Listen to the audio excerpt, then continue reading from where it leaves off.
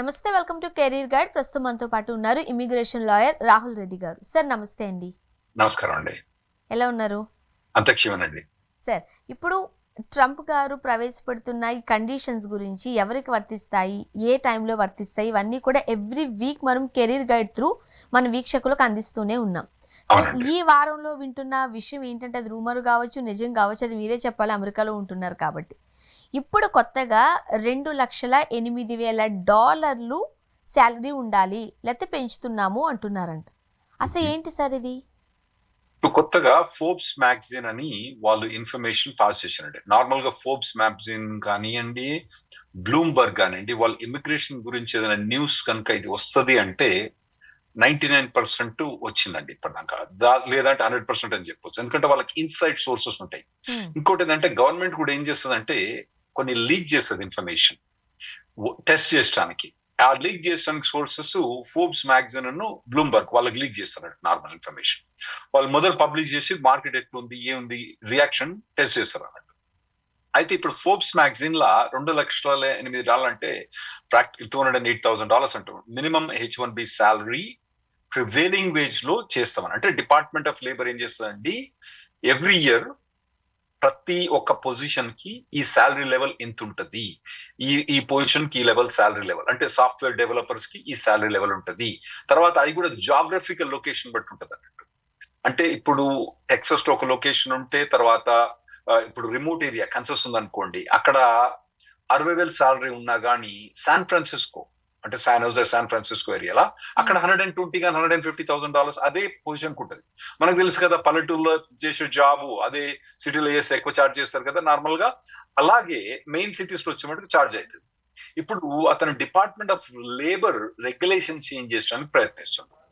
అందులో ఏంటంటే H1B వాళ్ళకు మినిమం వాడు కన్సస్ లో పనిచేసినా, టెక్సస్ లో పనిచేసినా, తర్వాత శాన్ ఫ్రాన్సిస్కోలో పనిచేసినా, న్యూయార్క్ లో పనిచేసినా మినిమం $208,000 ఇవ్వాలి అని చెప్పి అతను ప్రపోజ్ చేస్తుండని ఫోర్బ్స్ మ్యాగజైన్ ఇప్పుడు రిలీజ్ చేసింది. అంటే మనకి సిటీతో సంబంధం లేదు, సిటీతో సంబంధం లేకుండా ప్రతి ఒక్కరు కూడా మినిమం $208,000 శాలరీ H1B మీద ఉండాలి.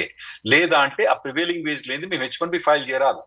ఫస్ట్ మేము H1B ఫైల్ చేసేటప్పుడు ఏం చేస్తుంటే ఆ ప్రివేలింగ్ వేజ్ లేబర్ డిపార్ట్మెంట్ లో మనోడు ఏ పొజిషన్ కు, ఇప్పుడు సాఫ్ట్వేర్ డెవలపర్ అనుకోండి, సాఫ్ట్వేర్ డెవలప్మెంట్ అతను హై లెవెల్ వా లో లెవెలా, అందులో కూడా లెవెల్ 1, లెవెల్ 2, లెవెల్ 3, లెవెల్ 4 ఉంటాయి అన్నట్టు.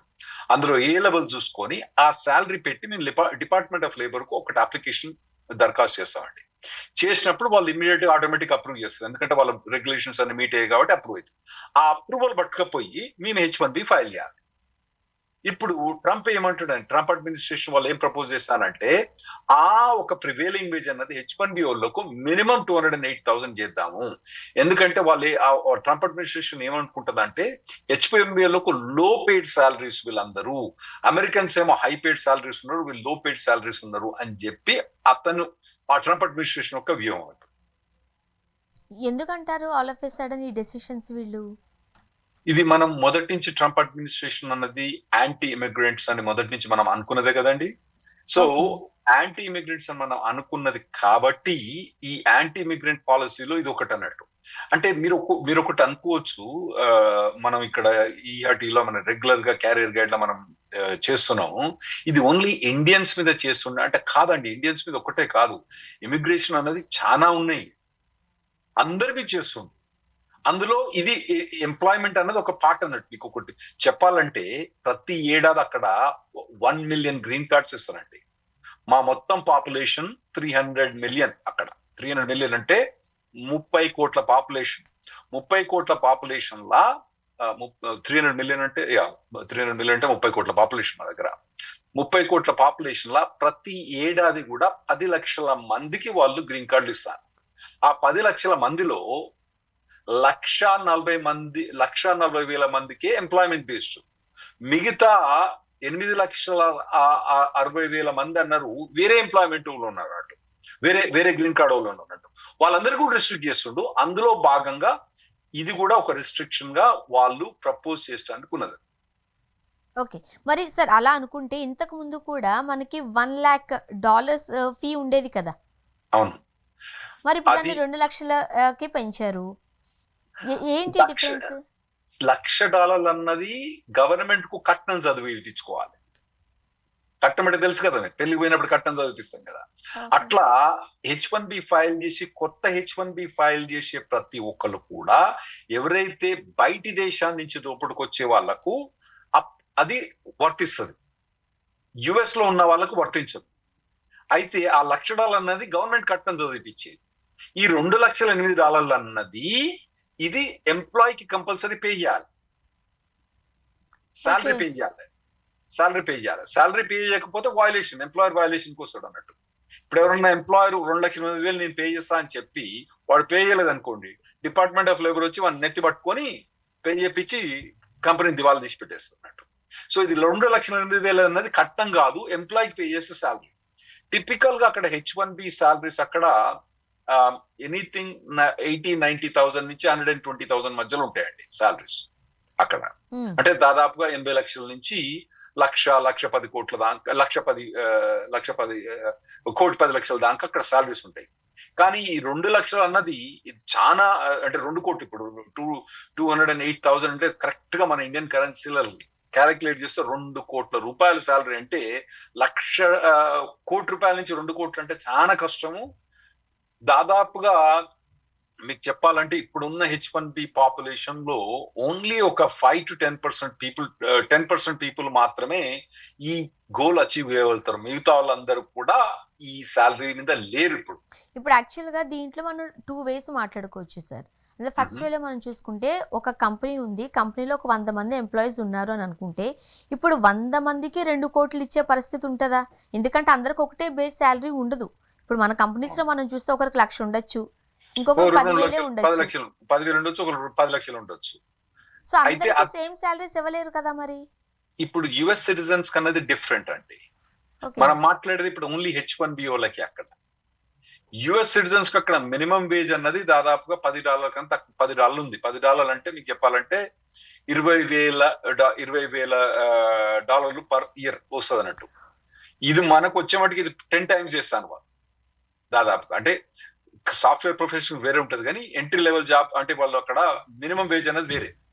H1B వాళ్ళకి వచ్చే మట్టుకు మాత్రం అతను ఏమంటాడంటే, మీరు H1B ఫైల్ చేస్తాను కాబట్టి మీరు బయట దేశస్తు నుంచి లోపలి దేశస్తు ఇక్కడ తీసుకొస్తాను కాబట్టి మా జాబులు తీసుకుంటాను కాబట్టి మేము ఇంతకన్నా తక్కువ శాలరీ మేము యాక్సెప్ట్ చెయ్యము H1B అని చెప్తాండి. మీరు H1B లోకల్ అమెరికన్ హైర్ చేస్తే మీరు $20,000 ఇచ్చుకోండి ఏడాదికి, వాళ్ళకి అభ్యంతరం ఉండదు, అందులో అభ్యంతరం బెటర్ వాళ్ళు.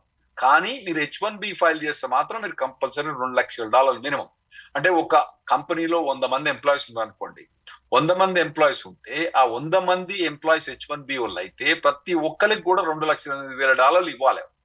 ఇవ్వకపోతే ఏమైందని చూడాలి. ఇప్పుడు కొత్తగా ఈ రెగ్యులేషన్స్ అన్నది మరి కొత్త H1Bs కి అప్లై అయిద్దా, ఉన్న వాళ్ళకి ఎక్స్టెన్షన్ కి అప్లై అయిద్దా అన్నది చూడాలనండి ఇప్పుడు. ఎందుకంటే ట్రంప్ అడ్మినిస్ట్రేషన్ మనం ప్రతి వారం ఒక బ్యాడ్ న్యూస్ తీసుకొస్తూనే ఉన్నాం.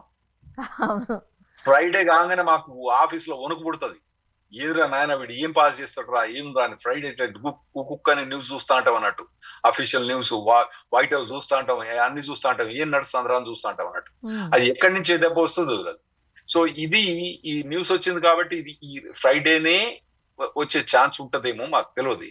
అంటే రేపు కానీ ఈ ఫ్రైడేనే వచ్చే ఛాన్స్ ఉంటుందో లేదా అంటే మరి ఇంకా ముందుంటుందో తెలియదు. తర్వాత ఇంకోటి ఏంటంటే అర్థం చేసుకునేది, మీకు ఇంత ముందు కూడా ప్రపోజ్ చేసింది ట్రంప్ అడ్మినిస్ట్రేషన్ అని చెప్పిన మీకు, ఏది కొద్దిగా ఇంక్రీజ్, ఎంత ఇంక్రీజ్ కాదు, దాదాపు $1,20,000 దాకా, $1,20,000 దాకా ప్రపోజ్ చేసిండు. అయితే ఇదివరకు ప్రపోజ్ చేసినప్పుడు ఏంటంటే అప్పుడు రెగ్యులేటరీ ప్రాసెస్ లా ఉంటది అన్నట్టు. రెగ్యులేషన్స్ అంటే మా దగ్గర ఎట్లుంటాయి అంటే, మొదలు ప్రపోజ్ రెగ్యులేషన్స్ అని ఫెడరల్ రిజిస్టర్ లో మాకు పబ్లిష్ చేస్తారు. మీ దగ్గర గజెట్ అంటారు, మా దగ్గర ఫెడరల్ రిజిస్టర్ అంటారు. ఫెడరల్ రిజిస్టర్ పబ్లిష్ చేసిన తర్వాత ఇవి మేము పాస్ చేయదలుచుకున్నాము, మీకు ఏమైనా ఒపీనియన్స్ ఉంటే మీరు మాకు లెటర్ రాయండి. దానికి ఏం చేస్తాం, మా లాయర్లు కానివ్వండి, ఇండివిజువల్స్ కానీ అందరూ లెటర్ రాస్తారు అన్నట్టు. లెటర్ రాసిన తర్వాత అవన్నీ చూసుకొని వాడు ఏం చేస్తారంటే దాన్ని పట్టి వాళ్ళు ఒక ఒపీనియన్కి వస్తారు అన్నట్టు. ఓకే, ఇవన్నీ కన్సర్న్స్ ఉన్నాయి కాబట్టి వీళ్ళ కన్సర్న్స్ దృష్టిలో పెట్టుకొని మేము ఈ రెగ్యులేషన్స్ పబ్లిష్ చేస్తాము. ఆ పబ్లిష్ చేసిన తర్వాత 30 రోజుల తర్వాతనో, 60 రోజుల తర్వాతనో, 90 రోజుల తర్వాత ఎఫెక్టివ్ ఉంటుంది.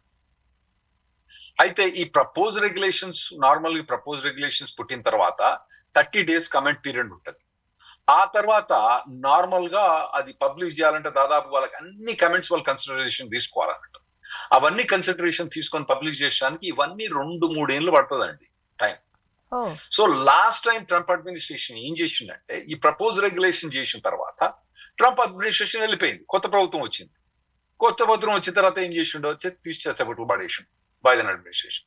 లేకుంటే అప్పుడే కొద్దిగా స్ట్రిక్టర్ ఇంప్లిమెంటేషన్ అవ్వు. అయితే ఇప్పుడు కొత్తగా మనం మన H4 EADs కు 540 day రూల్ గురించి మనం లాస్ట్ వీక్ మాట్లాడినాం కదా మన కెరియర్ గైడ్ లో. అప్పుడు ఏం చెప్పినామంటే ఏదైతే ఆటోమేటిక్ ఎక్స్టెన్షన్ EAD అయితే ఉందో అది క్యాన్సిల్ చేసినప్పుడు అతను అన్ని బైపాస్ చేసి ఎమర్జెన్సీ ప్రొవిజన్ కింద ఇది పాస్ చేయడానికి మాకు రెగ్యులర్ పాస్ చేయడానికి మాకు టైం లేదు, ఇది చాలా ఎమర్జెన్సీ కాబట్టి మేము ప్రపోజ్ రెగ్యులేషన్స్ తర్వాత కమెంట్ పీరియడ్ అటువంటి అండ్ పబ్లికేషన్ ఇవన్నీ వదిలేసి డైరెక్ట్ ఇంట్రీమ్ ఫైనల్ రెగ్యులేషన్స్ అని వాళ్ళు ఫైనల్ రెగ్యులేషన్స్ పాస్ చేసి రేపటి లోపల కనుక నువ్వు ఫైల్ చేయకపోతే మీరు ఆ 540 day rule 540 day automatic extension eligible కాదు అని చెప్పి అతను పాస్ చేసిండు. అంటే మాకు అసలు టైం ఇవ్వలే, అట్లా పాస్ చేసిండు. ఇప్పుడు ఈ ప్రపోజ్డ్ $2,08,000 ఏదైతే ప్రపోజ్ చేస్తుండో దీనికి మాకు టైం ఇస్తాడా, టైం ఇవ్వడా? ప్రపోజ్ రెగ్యులేషన్స్ ఉంటే దాన్ని మేము కమెంట్ చేసి అని చేసి చాలా టైం పడుతుంది దానికి. అంటే ఏడాది కానీ 2 ఏళ్ళు కావని అప్పుడు 3-4 ఏళ్ళు కూడా పట్టే ఛాన్స్ ఉంటుందండి ఇంప్లిమెంట్ చేసడానికి. అలా చేస్తాడా, ఇంతకుముందు ట్రై చేసినట్టు చేస్తాడా, లేదా అంటే మొన్న H4 EAD గురించి టక్కన రేపటి లోపల అని చెప్పేసిండు కదా, అలా చేస్తాడా అన్నది ఇప్పుడు అర్థం కావట్లేదు. కాకపోతే ఇప్పుడున్న అడ్మినిస్ట్రేషన్ మాకు తెలిసిన థియరీ ఏంటంటే ఆ రెగ్యులర్ ప్రపోజల్ మాత్రం ఇదివరకు ఉన్నట్టు 2020లో ఎప్పుడైతే అడ్మినిస్ట్రేషన్ ఉందో ఆ రెగ్యులర్ ప్రపోజల్ ప్రకారం పోయేటట్టు కనబడలేదు. ఎందుకంటే లాస్ట్ టైం ట్రంప్ ప్రభుత్వం ఉన్నప్పుడు ఒక ఆశ ఉండే, ట్రంప్ 1.0 అని ఒక ఆశ ఉండే. ఏం ఆశ ఉండే? మళ్ళీ ట్రంప్ గెలిచిన ఆశ ఉండే. ఇప్పుడు ట్రంప్ కు 2 terms కాబట్టి మళ్ళీ గెలిచాడు కానీ మళ్ళీ తన ఎలక్షన్ కంటెస్ట్ చేయడానికి వీల్లేదు కాబట్టి ఇప్పటికిప్పుడే ఇంప్లిమెంట్ చేసే ఛాన్స్ కోసం ఇతను ఇంట్రీమ్ ఫైనల్ రెగ్యులేషన్స్ అని ఇష్యూ చేసి ఎంబడే ఇష్యూ చేసే ఛాన్స్ ఉంది. కానీ అలా చేయడం వల్ల అమెరికాలో ఉన్న లీగల్ చట్టం ప్రకారం ఎటువంటి సవాళ్ళు ఎదుర్కోవాల్సి ఉంటుంది? పాసిబిలిటీస్ ఏమైనా ఉన్నాయా? ఉన్నాయి, డెఫినెట్లీ ఉన్నాయండి, పాసిబిలిటీస్ ఉన్నాయి. మేము ఛాలెంజ్ చేస్తాం కోర్టులో. అయితే లాస్ట్ టైం ట్రంప్ అడ్మినిస్ట్రేషన్ ఏమి పాస్ చేసినా కూడా కొద్దిగా లీగల్ గా ఎక్కువ ఆలోచించి చేయలేదు, టపాటప్గా చేసిండు అన్నట్టు. అతను వాడే లాంగ్వేజ్, అతను వాడే భాష, అతను వాడే తీరు అవన్నీ ఏం చేసిండంటే టపాటపా చేసిండు. ఈసారి ఏంటంటే కొద్దిగా లాయర్లు దగ్గర పెట్టి, లాయర్లు ఇటు పక్క ఉంటారు అటు పక్క కూడా ఉంటారు కదా, 2 పక్కన ఉంటారు. అది డిఫీట్ అయిద్దని వాళ్ళకు ఏవేవైతే లొసుగులు ఉన్నాయో వాటిని అన్ని కవర్ చేసుకుంటూ అతను ట్రై చేస్తుండే ఈసారి. సో డెఫినెట్ గా మేము దీన్ని కోర్టులో కంటెస్ట్ చేస్తాం, ఇదివరకు చేస్తాం, గెలిచినాం మేము. అదే లాస్ట్ టైం అయితే మరి ట్రంప్ గారి మీద మీరే విన్ అయ్యారు కదా, అప్పుడు రద్దయ్యాయి కూడా అవి. అవును, అవన్నీ రద్దయినాయి కొన్నేమో డిలే అయితే బైడెన్ తీసి చెత్తబట్టలు పడేసాడు. అయితే ఇప్పుడు కూడా మేము ట్రై చేస్తాం, కానీ లాస్ట్ టైంకి ఇప్పటికీ అతను కూడా మెచ్యూర్ అయింది కాబట్టి. ఇంకోటి ఏంటంటే కొద్దిగా కోర్ట్ సిస్టమ్ లో కూడా కొద్దిగా తేడా వచ్చింది అప్పటికిప్పటికి. ట్రంప్ అపాయింటెడ్ జడ్జెస్ ఎక్కువ అయిపోయారు అన్నట్టు. సో అందులో కూడా సిస్టమ్ డిఫరెంట్ ఉంటుంది, చూడాలి ఎట్లయితే అన్నది. ఇది మాత్రం అతను ప్రపోజ్ చేసింది పాస్ చేస్తాడని మేము అనుకుంటున్నాము. ఇంకోటి ఏంటంటే పాస్ చేసిన ఒక్కటే కాకుండా మేము దాన్ని ఛాలెంజ్ చేసినప్పుడు ఎలా ఉంటది కోర్టులో అన్నది కూడా చూడాలి. అంటే రద్దయిన తర్వాత కూడా మళ్ళీ దీన్ని తీసుకురావాలనే ఉద్దేశం ట్రంప్ కి ఎందుకు వస్తుంది? మొదటి నుంచి కూడా యాంటీ ఇమిగ్రెంట్ అని మనం చెప్పినాం కదండి. అప్పుడు ఇంత ఉండే తిక్క, ఇప్పుడు ఇంత అయింది తిక్క అవుతుంది. సో యాంటీ ఇమిగ్రేషన్ అన్నది ఫస్ట్ టైం అన్నది అతని పాలసీ వేరే ఉండండి. సెకండ్ టైం మాత్రం యాంటీ ఇమిగ్రేషన్ కొద్ది ఎక్స్ట్రీమ్. ప్రతిదీ మీరు ఒకటి చూడండి, టారిఫ్స్ చూడండి, అంత ముందు కూడా టారిఫ్ ఇష్యూ చేసిండు. అప్పుడు ఏదో కొద్దిగా 25%, ఇప్పుడు ఏంటంటే 100%, 200%, 300%. పొద్దుగాల ఏమంటాడో తెలియదు, రాత్రి ఏమంటాడో తెలియదు, ఏం మాట్లాడుతుందో తెలియదు. బిజినెస్ చేసే వాళ్ళకి కష్టం కదండి ఇవన్నీ. సో ఇవన్నీ అవుతున్నాయి కాబట్టి ఇప్పుడు ఇది మాత్రం ప్రపోజ్ చేస్తాడు తను. కాకపోతే కోర్టులో నిలుస్తుందా? ఇది ఒకటేంటంటే ఇది రెగ్యులర్ రెగ్యులేషన్స్ ద్వారా పోయి పబ్లిష్ చేస్తే మాత్రం దీనికి చాలా టైం పడుతుంది. ఏడాది టైం పెట్టి 6 నెలలు మినిమం 6 నెలలు టైం పడుతుంది. లేదు ఇంకా 3 ఏళ్ళు కూడా టైం పెట్టే ఛాన్స్ ఉంటుంది. ఒకవేళ దీన్ని ఎంట్రీ ఫైనల్ రెగ్యులర్ చేస్తే మాత్రం ఆ H4EAD adjustment of status EAD మాదిరిగానే తెల్లారికల్లా ఇంప్లిమెంట్ చేయొచ్చు. ఓకే. ఇప్పుడు ఇంతకుముందు మనం మాట్లాడుకున్నట్టు అందరికి ఒకటే శాలరీస్ ఇవ్వగలరా అంటే ఒక క్వశ్చన్ మార్క్. ఇప్పుడు మీరు అన్నట్టుగా మన దగ్గర చూసుకున్నట్టయితే సిటీస్లో ఒకలా ఉంటుంది, విలేజెస్లో ఒకలా ఉంటుంది, శాలరీ బేస్ కూడా అట్లానే ఉంటుంది. ఇప్పుడు మనకు స్టార్టప్ కంపెనీస్ ఉంటాయి, ఓకే. లేదు అని అంటే చిన్న కంపెనీస్ ఉంటాయి. అవి 2 కోట్లు అయితే ఇవ్వలేవు కదా, కష్టమే కదా. మరి వాళ్ళ పరిస్థితి ఏంటి? ఇంకంతే, H1B అనేది డెడ్.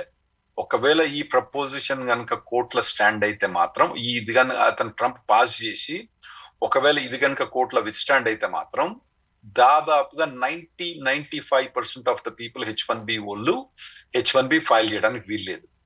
ఇంకోటి మీకు చెప్పేది ఏంటంటే, ఇప్పుడు 2 ప్రపోజల్స్ మనం ఒకటేమో $1,00,000 అని ప్రపోజ్ చేసిండు. $1,00,000 అనేది ఎంబడే ఇంప్లిమెంట్ అయింది. సెప్టెంబర్ 21 తర్వాత ఏ ఫైల్ చేసినా కూడా $1,00,000 ఇంప్లిమెంట్ అయింది. అయితే ఆ సెప్టెంబర్ 21 $1,00,000 అన్నది ఓన్లీ బయట దేశస్తులకు మాత్రమే.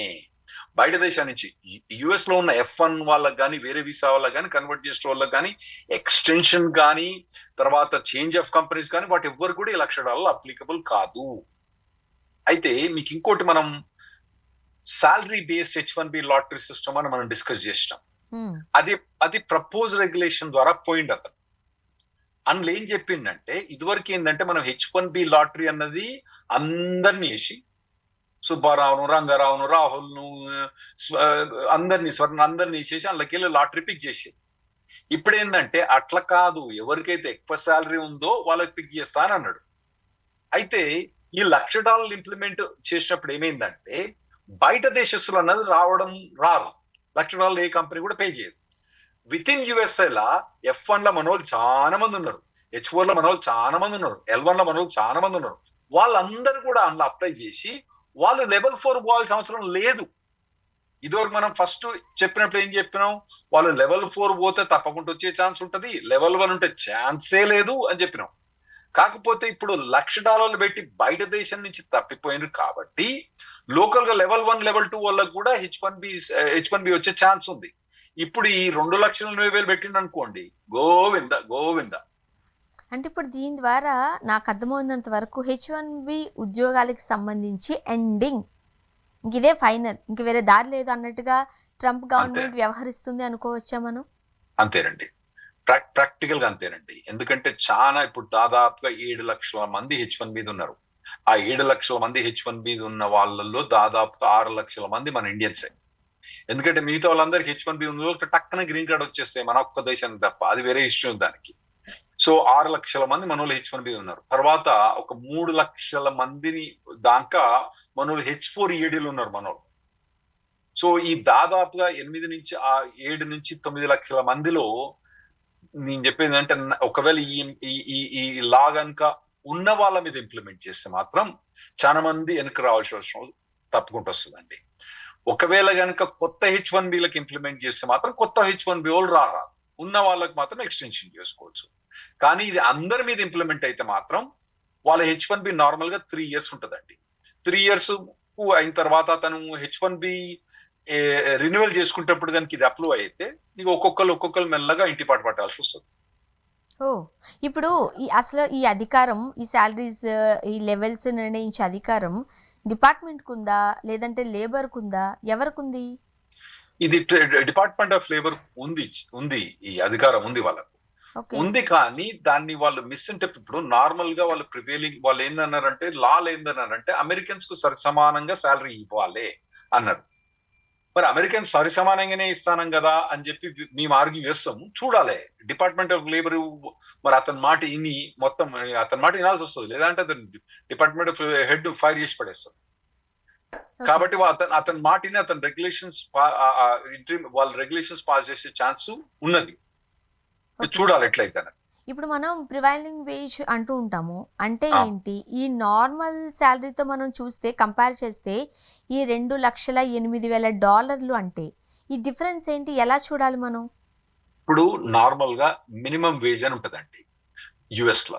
ఈ మినిమం వేజ్ అంటే అంతకన్నా తక్కువ వేజ్ ఎవ్వరికి ఇవ్వరాదు అన్నట్టు. వాళ్ళు ఏ పని చేసినా కూడా, ఓకే. వాళ్ళ పాయకాన్లు క్లీన్ చేసినా, తర్వాత బాత్రూమ్లు క్లీన్ చేసినా, కార్లు క్లీన్ చేసినా కానీ దాదాపు అది $10 ఉన్నదండి పర్ అవర్.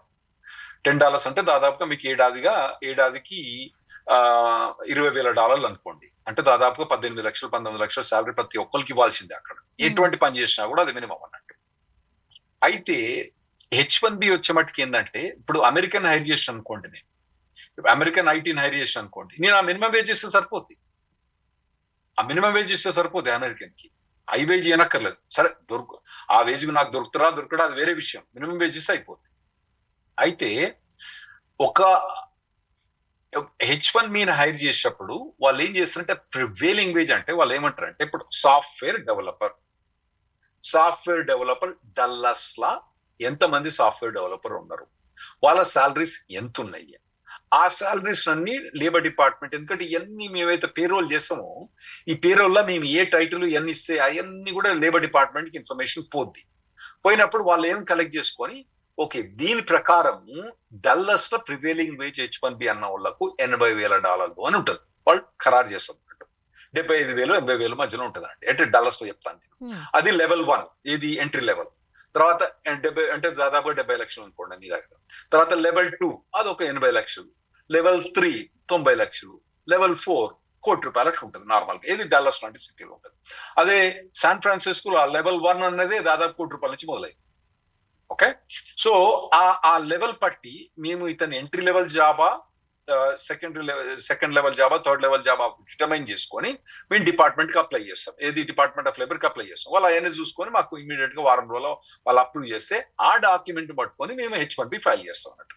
అది ప్రివేలింగ్ వేజ్ అంటారు. ఓకే. ఇప్పుడు ఇవన్నీ మనం చూస్తున్నప్పుడు ఒకవేళ కనుక ఈ రూల్ అమల్లోకి వస్తే ఈ జాబ్ హోల్డర్స్కి సంబంధించి ఈ 2,08,000 ఖచ్చితంగా పెంచాల్సిందేనా, అయితే ఎవరికి మాత్రమే వర్తిస్తుందంటారు? అచ్చలేదండి ఇప్పుడు. ఎందుకంటే ఇప్పటిదాకైతే మనకు క్లియర్ గా ఇన్స్ట్రక్షన్స్ రాలే. మనకు $1,00,000 ఇంప్లిమెంట్ చేసినప్పుడు కూడా మనం పొద్దుగా ఇన్ఫర్మేషన్, సాయంత్రం ఇన్ఫర్మేషన్, రాత్రి ఇన్ఫర్మేషన్, వాడు సెక్రటరీ ఆఫ్ కామర్స్ ఒక information, public minister information, USCIS ఒక ఇన్ఫర్మేషన్, CBP ఒక ఇన్ఫర్మేషన్ అనేది వచ్చింది. ఇప్పుడు మనకు క్లియర్ గా కూడా ఇప్పటి మటుకు మాత్రం ఇది కొద్దిగా రూమర్ కానీ సెన్సిబుల్ రూమర్. ఎందుకంటే ఫోర్బ్స్ మ్యాగజైన్ పబ్లికేషన్ కాబట్టి సెన్సిబుల్ రూమరే ఇప్పటిదాకా. సో ఇది వాళ్ళు క్లియర్ గా మనకు ఇండికేట్ చేసినట్టు రెగ్యులేషన్స్ పబ్లిష్ చేసినప్పుడు, ప్రపోజ్ రెగ్యులేషన్స్ కానివ్వండి, ఎంట్రీ ఫైనల్ రెగ్యులేషన్స్ కానీ పబ్లిష్ చేసినప్పుడు మనకు తెలుస్తుంది ఇప్పుడు ఎవరి మీద అప్లికబుల్, ఎవరి మీద నాట్ అప్లికబుల్ అని తెలుస్తుంది అన్నట్టు. ఖచ్చితంగా కొత్తగా H1B వాళ్ళకి మాత్రం అప్లికబుల్ అయితే, మరి ఉన్న వాళ్ళకి అప్లై అయ్యిద్దా కాదా అన్నది మాకు ఇంకా తెలియదు. ఇప్పుడు అదే ఖచ్చితంగా కొత్త వాళ్ళకైతే ఇది అప్లికబుల్లే, బట్ అక్కడ ఉన్న వాళ్ళకి అవుతుందా లేదా తెలియాలంటే ఇంకెన్ని రోజులు మనం వెయిట్ చేయాలి? వాళ్ళు కూడా ఇప్పుడు టెన్షన్ పడాల్సిందే కదా. టెన్షన్ పడాల్సిందే. వాళ్ళు ఎన్ని రోజులు వెయిట్ చేయాలంటే ఎక్కువ రోజులు వెయిట్ చేస్తేనే మంచిది. అనవసరంగా వాళ్ళని తొందర పెట్టకండి. ఎందుకు ఇప్పుడు ఉన్నది ఉన్నట్టుంటేనే బెటరు. మళ్ళీ కొత్తగా ఇప్పుడు సో అది మనకు తెలియదండి. ఇప్పుడు ఇంకోటి ఏంటంటే, వాళ్ళు ఇంట్రీమ్ ఫైనల్ రెగ్యులేషన్స్ అంటే ఇమ్మీడియట్ ఫైనల్ రెగ్యులేషన్స్ పబ్లిష్ చేస్తే మాత్రం ఇమ్మీడియట్ ఎఫెక్ట్ అయింది. ఒకవేళ ప్రపోజ్ రెగ్యులేషన్ చేస్తే దాని ఎఫెక్టివ్నెస్ అనేది కనీసం 3 నెలలు minimum, maximum it can even go to 3 to 4 years. So అది వాళ్ళు ఎట్లా చేస్తారు అనేది కూడా చూడాలి. దాన్ని ప్రపోజ్ రెగ్యులేషన్ చేస్తే ఈ అడ్మినిస్ట్రేషన్ దాటించి నెక్స్ట్ అడ్మినిస్ట్రేషన్ దాకా కూడా మేము పోవచ్చు, అదే చేస్తాం. ఇప్పుడు ఇంతకు ముందు వీడియోస్ లో మనం లక్ష్మణ రేఖ గురించి మాట్లాడుకున్నాం. ఏదైతే ఆ లైన్ ఉందో ఆ లైన్ లోపల ఉన్నంత వరకు ఏమైనా చేయొచ్చు, ఇబ్బందికరమైన పరిస్థితి. అవును, ఆ లైన్ లోపల యుఎస్ లోపల ఉండి యుఎస్ లోపల ట్రాన్స్ఫర్ చేసుకుంటే యుఎస్ లోపలనే H1B ట్రాన్స్ఫర్, H4 నుంచి H1 ఒక కంపెనీ నుంచి ఇంకో కంపెనీ దూకడం, ఆ లక్ష్మణ రేఖ అన్నది యుఎస్ బార్డర్ లోపల ఉన్నంత మటుకు మనకు ఆ $1,00,000 అప్లికబుల్ కాదు. మనం ఆ దేశ బార్డర్ దాటామనుకోండి, అప్పుడు ఈ $1,00,000 అప్లికబుల్ అయింది. ఓకే, మరి ఇప్పుడు ఈ 2,08,000 ఉంది కదా డాలర్లు అనేవి, ఫర్ ఎగ్జాంపుల్ F1 మీద ఉన్నారు, లేకపోతే స్టెమ్ OPT పైన ఉన్నారు, వాళ్ళు H1B కి ట్రాన్స్ఫర్ కావాలి, చేంజ్ చేసుకోవాలని అనుకుంటున్నారు అనుకుందాం, వాళ్ళ పరిస్థితి ఏంటి మరి? ఇప్పుడు మనకి ఇది తెలియదు, లక్ష్మణ రేఖ ఉందా లేదా అని మనకు తెలియదు. అందరికి అప్లికబుల్లా, ఓన్లీ లక్ష్మణ రేఖ దాటిన వాళ్ళ అన్నది ఇప్పుడు తెలియదు మనకు. ఇక ముందు మనకు తెలుస్తా. ఇవన్నీ చూస్తుంటుంటే ఖచ్చితంగా మనకి ఇంతకుముందు మనం మాట్లాడుకున్నాం, ఎవరైతే ఈ ఇమిగ్రేట్స్ ఉన్నారో వాళ్ళని మోకాళ్ళు అడ్డు పెట్టి ట్రంప్ ఆపడానికి శతవిధాలా ప్రయత్నిస్తున్నారు అని. ఇప్పుడు మోకాళ్ళు అడ్డు పెట్టడం కాదు, డైరెక్ట్గానే చెప్తున్నారు డోర్స్ క్లోజ్ చేస్తున్నామని. అంతే అంతే అనుకోవచ్చా? ఈ జాబ్స్ని డౌన్ చేయడానికే అనుకోవచ్చా? అంతే ఖచ్చితంగా యాంటీ ఇమిగ్రేషన్ అనేది అతని మెయిన్ ఫీలింగ్. ఉన్న ఇమిగ్రెంట్స్ అక్కడ ఉన్న వాళ్ళని తరిమేయడం, తర్వాత కొత్తగా వచ్చే వాళ్ళని కంప్లీట్ గా డిస్కరేజ్మెంట్ చేయడం, ఇవన్నీ కూడా ఇమిగ్రేషన్ పాలసీ. అంటే మీకు ఒకటి చెప్తేనండి, అక్కడ మీకు మన ఇండియన్స్ 2023లా 80,000 మంది ఇల్లీగల్ గా ఇమిగ్రెంట్ అయినరండి. అంటే గోడ దూకొచ్చిండ్రు వాళ్ళు, వచ్చి ఆడ పొలిటికల్ అసైలం ఏదో అప్లై చేస్తారండి. డంకి ఓకే, మాదిరి. ఆ డంకి, మీరేమో డంకి అంటే మేము అక్కడ కయోటి అంటాం అన్నట్టు. హా. కయోటి రూట్ లో వచ్చింది. ఇప్పుడు వాళ్ళు ఇప్పుడు వాళ్ళు కంప్లీట్ గా జీరో అయిపోయింది ఇది ఇల్లీగల్ ఇమిగ్రేషన్. అయితే ట్రంప్ ప్రభుత్వం ఏమన్నది, యాంటీ ఇమిగ్రేషన్ మాకు తెలుసు, మొదటి నుంచి మాకు తెలుసు, యాంటీ ఇల్లీగల్ ఇమిగ్రేషన్ మాకు ఖచ్చితంగా తెలుసు, అందులో మాకు అబ్జెక్షన్ లేదు. కానీ యాంటీ లీగల్ ఇమిగ్రేషన్ మొదట్లో కొద్దిగా ఉండే, ఈ సెకండ్ టర్మ్ లో మాత్రం మరీ ఎక్కువ పెరిగిందండి. ఇతనికి అడ్వైజర్ స్టీవెన్ మిల్లర్ అని ఒక అడ్వైజర్ ఉంది. అతను ఎంత యాంటీ ఇమిగ్రెంట్ అంటే మొత్తం అసలు ఉన్న సిటిజన్షిప్ ఆల్రెడీ ఇచ్చిన వాళ్ళని కూడా పీకేస్తా అనే రకం అన్నట్టు ఒపీనియన్ అతను. ఆ రకం అటువంటి వాళ్ళు అతను ఇమిగ్రేషన్ అడ్వైజర్ గా పెట్టుకున్నాడు. కాబట్టి ఆ స్టీవెన్ మిల్లర్ అన్నది ఈ మొత్తం ఇమిగ్రేషన్ నడిపించేది అతను. ఓకే సార్, ఇలాంటి సందర్భాల్లో మనకు ఒక డౌట్ వస్తుంది మన ఇండియన్స్కి మరి ముఖ్యంగా. ఇవన్నీ కూడా రియల్గా మనం చూసినట్లయితే is it possible are strategy ఉంటుంది? ఒక మాటని భయపెడితే కాస్త అలర్ట్ అవుతారేమో, జాగ్రత్త పడతారేమో, సో ఒక స్ట్రాటజీ ప్లే చేద్దాం అనుకున్న ఒక మైండ్ సెట్ ఉండొచ్చు. మీరేమంటారు, ఇది నిజంగా అమలు అవ్వడానికి సాధ్యముందా ఆర్ ఒక స్ట్రాటజీ ఏమైనా ప్లే చేస్తున్నారా ట్రంప్ గారు? అరిసే కుక్క కరిసే కుక్క అంటారు. ఈ కుక్క అరిసేది కరిసేది రెండండి. ఎందుకంటే ఇదివరకు చేసిన ప్రతి ఒక్కటి కూడా మనం చెప్పినవన్నీ కూడా ఇంప్లిమెంట్ అయినాయి. 100,000 అన్నది ఇంప్లిమెంట్ అయింది. H4EAD అన్నది H4EAD మీద రిస్ట్రిక్షన్స్ ఇంప్లిమెంట్ అయినాయి. అట్లా ప్రతి ఒక్క యాంటీ ఇమిగ్రేషన్ అనేది ప్రతి ఒక్కటి కూడా ఇంప్లిమెంట్ అయినాయి ఇప్పటిదాకా, ఫీల్ అయినంత మటుకు ఇంప్లిమెంట్. ఇంకోటి, చాలా మంది వర్క్ పర్మిట్, మొన్ననే సుడాన్ అనే ఒక కంట్రీకి వర్క్ పర్మిట్ తీసి పడేసాడు. దానికి టెంపరీ ప్రొటెక్షన్ స్టేటస్ అని ఉందని, అది కూడా తీసి పడేసాడు. అట్లా చాలా మటుకు ఇంప్లిమెంట్ అవుతున్నాయి. కాబట్టి ఇది ఉట్టి అరిసేది అన్నట్టుగా మీరు నెగ్లెక్ట్ చేయడానికి వీలు లేదు. అరిసేది కూడా ఇది ఖచ్చితంగా రెడీగానే ఉన్నారు పంజా వేసారు. రైట్. ఫైనల్ గా ఏం చెప్తారు మన ఇండియన్స్ కి, మన ఇండియన్ ఫ్యామిలీస్ కి ఎలాంటి జాగ్రత్తలు తీసుకోవాలి? ఈ రోజుకో టెన్షన్ మనకి. ఏం లేదండి, ఇప్పుడు ఇవన్నీ దృష్టిలో పెట్టుకోవాలి మీరు. అంటే మీరు, ఎందుకంటే ఈ ఇమిగ్రేషన్ అన్నది ట్రంప్ ప్రభుత్వంలో ఎట్లుందంటే తుమ్మితే ఊడ్చిపోయే ముక్కు అంటారు కదండి. తుమ్మితే ఊడ్చిపోయే ముక్కు అంటారు. మీరు H1 మీద కానీ H4 మీద కానీ యుఎస్ లో ఉంటే మీరు ఎప్పుడు ఈ ట్రంప్ ప్రభుత్వం ఎప్పుడు మిమ్మల్ని తీసేస్తారో తెలియదు. కాబట్టి మీ యొక్క ఫైనాన్షియల్ ప్లానింగ్ అన్నది, అక్కడ ఇల్లు కొనడం కానివ్వండి, అటువంటివన్నీ కానీ అవన్నీ కొద్దిగా అవన్నీ కొనకుండా అపార్ట్మెంట్ లో ఉండడం కానివ్వండి, కార్లు కానివ్వండి, లగ్జరీ కార్లు అవన్నీ కూడా కొనకుండా రెడీ ఉండాలన్నట్టు. ఒకవేళ కనుక ట్రంప్ ప్రభుత్వం మమ్మల్ని ఇటువంటి ఏమైనా ప్రొవిజన్స్ తీసుకొచ్చి తీసేస్తే మనం ఇండియాకు పోదలుచుకుంటే ఎంత ఈజీగా ఫైనాన్షియల్ బర్డన్ తగ్గించుకొని మనం పోవడం అన్నది. ఇప్పుడు ఇన్లో డెఫినెట్ గా లాయర్లు చేసే పని లాయర్లు చేస్తాం, మేము చేసే పని మేము చేస్తాం. కానీ మా ఇటు సైడ్ మేము లాయర్లు, మీ సైడ్ ఉంటాం, కానీ అటు సైడ్ వాళ్ళకు కూడా లాయర్లు ఉంటారు. కాబట్టి ఏమైతే తెలియదు. ఈ ట్రంప్ ప్రభుత్వం అన్నది యాంటీ ఇమిగ్రేషన్ అన్నది మాత్రం తప్పకుండా తెలుసు. మీరు నాన్ ఇమిగ్రెంట్ వీసా మీద యుఎస్ లో ఉన్నప్పుడు మీకు ఎప్పుడు ఏమైంది అన్నది కష్టమైపోతుంది. తుమ్మితో ఊడ్చిపోయే ముక్కే ఇప్పుడు. కాబట్టి మీరు దేనికైనా రెడీగా ఉండి, ఒకవేళ మీరు కనుక ప్లాన్ బి అన్నది పెట్టుకోవాలి. ఒకవేళ యుఎస్ లో కనుక మనకి ఇక్కడ ఉండనీయకపోతే ప్లాన్ బి ఏం చేస్తానన్నది ప్రతి ఒక్కరు కూడా వైఫ్ అండ్ హస్బెండ్ కూర్చొని ఫ్యామిలీతో డిస్కస్ చేయాలి. పిల్లల్ని ఏం చేయాలి, స్కూలింగ్ ఎక్కడ, ఇక్కడికి ఇండియాకి వచ్చిన తర్వాత ఎటువంటి ప్లాన్ బి అన్నది మీరు యాక్టివేట్ చేసి రెడీ పెట్టుకొని, ఈ ప్లాన్ ఏ ఒకవేళ ఫెయిల్ అయితే మాత్రం ప్లాన్ బికి రావాల్సిన అవసరం ఉంటుంది మీకు. ఓకే, ఇంకేమైనా డౌట్స్ ఉన్నట్లయితే మన వాళ్ళకి చాలా క్లియర్గా తెలియజేస్తారు, మీరు ఎక్స్ప్లెయిన్ చేశారు. ఈ కెరీర్ గైడ్ రోజు కనుక వాచ్ చేసినట్లయితే ప్రతిరోజు మీరు జూమ్ కాల్లోకి వస్తున్నారు. ప్రతి ఒక్కరికి కూడా ఎలాంటి డౌట్ ఉన్నా సరే మీరు క్లారిటీ ఇస్తున్నారు కదా సార్? అవునండి. ఇంకోటి ఏంటంటే, ఎవరికి ఏమైనా క్వశ్చన్స్ ఉన్నా కూడా మేము 13 ఏళ్ల నుంచి ప్రతి ఏడాది ప్రతి ఏడాది కాదు, ప్రతి working day, Monday through Friday 13 ఏళ్ల నుంచి కూడా మేము ఫ్రీ అడ్వైజ్ ఇస్తున్నామండి. మీరు మా వెబ్సైట్ పోయి RN Law Group అని వెబ్సైట్ ఉంది, అక్కడ పోయిన తర్వాత అందులో మీకు జూమ్ లింక్ ఉంటది.